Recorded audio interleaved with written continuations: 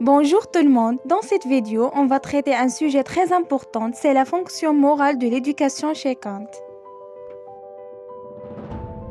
Passons au plan, on va voir premièrement une introduction, deuxièmement la biographie d'Immanuel Kant, troisièmement la définition de l'éducation, la moralité et l'autonomie chez Kant, troisièmement on va voir la place de l'éducation dans la fonction morale chez Kant, aussi on va voir l'importance de l'autonomie et de la raison dans le modèle éducatif kantien et finalement une conclusion. Commençons par une introduction générale à la philosophie de Kant. Kant, philosophe des Lumières, défend une vision de l'autonomie morale et de la dignité humaine, influencée par le contexte intellectuel de son époque. L'éducation est un instrument essentiel pour le développement de l'autonomie et de la responsabilité selon Kant. Il considère qu'une personne est née avec une tendance à se comporter de manière immorale et qu'elle a besoin de conseils et d'éducation pour développer cette tendance à un comportement rationnel et moral. Grâce à l'éducation, il est possible de transformer cette tendance naturelle en un comportement moral et des valeurs qui contribuent à la construction d'une meilleure société. Nous nous trouvons donc face à un ensemble de questions, notamment, est-ce qu'on peut dire que l'éducation est un moyen de former une personne morale? Et quelle est l'importance de l'autonomie et de la raison dans le modèle éducatif kantien? Maintenant, on va voir qu'est-ce que c'est Kant. La biographie de Kant. Kant est un philosophe allemand, né le 1724 et décédé le 1804.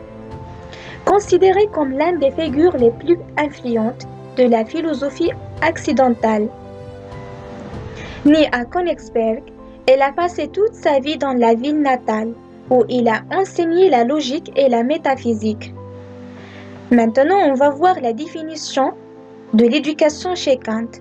L'éducation se définit comme l'ensemble des soins, la discipline et la moralisation. La discipline, selon lui, il distingue l'animal de l'homme et il dit la discipline transforme l'animalité en humanité. Donc, d'après ceci, on comprend que sans l'éducation, l'homme est différent de l'animal. Maintenant, on va voir la moralité chez Kant. Cette notion peut être analysée à travers trois aspects. Le fondement de la moralité. Pour Kant, la morale est fondée sur la loi morale, qui est universelle et impérative. Son concept d'impératif catégorique stipule que toute action doit être guidée par une maxime que l'on pourrait vouloir universellement. Par exemple, si mentir est moralement inacceptable par un individu, donc cela doit s'appliquer universellement à tout, sans prendre en considération les conséquences, même si cela peut causer des désagréments. Aussi, l'autonomie de la volonté. L'éducation selon Kant doit former des individus à agir non par soumission aux règles, mais par conviction personnelle. La morale kantienne repose sur la capacité de l'individu à être autonome et à déterminer ses actions en respectant la dignité du soi et d'autrui. Finalement, la dignité humaine.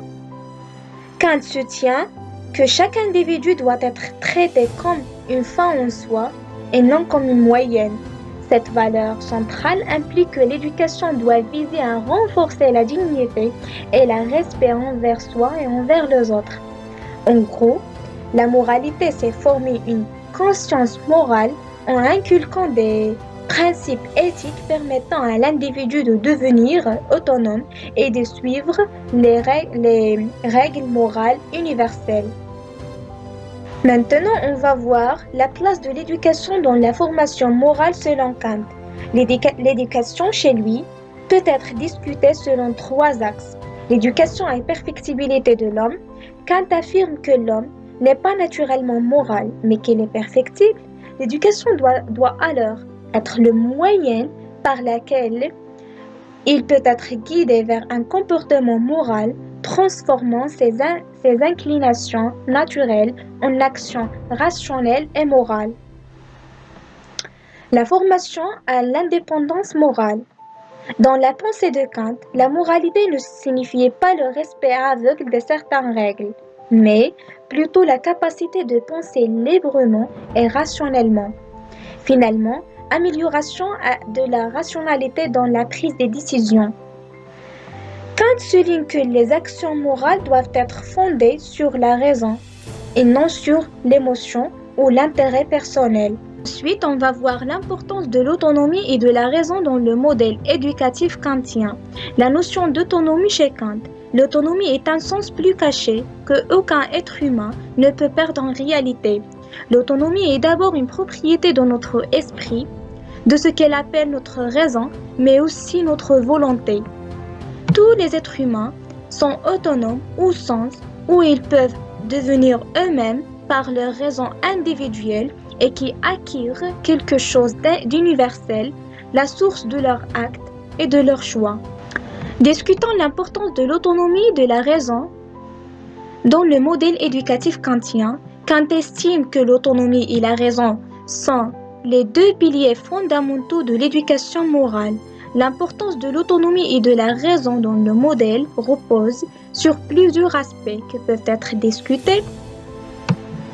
L'indépendance comme condition fondamentale de la liberté morale. Kant considère que l'indépendance comme la capacité de l'individu à prendre ses propres décisions morales sans influence extérieure. L'individu indépendant est celui qui choisit consciemment ses actions en fonction de son sens interne du devoir. Aussi, la raison comme outil pour parvenir à ses principes moraux. Pour Kant, la raison est la base de la moralité. Il croit qu'une personne, grâce à son esprit, peut distinguer le bien du mal et s'établir des principes moraux universels à tout moment et en tout lieu, et ainsi de suite sous d'autres aspects. Et finalement, on va voir une petite conclusion de ce sujet. En conclure, l'autonomie et la raison, selon le modèle éducatif kantien, sont fondamentales pour former des individus libres, responsables et moralement conscients. L'éducation kantienne ne vise pas seulement à transmettre des connaissances, mais aussi à former des individus capables de juger par leurs propres raisons en suivant des principes moraux universels. Donc, nous avons atteint à la fin de cette vidéo et merci pour votre attention.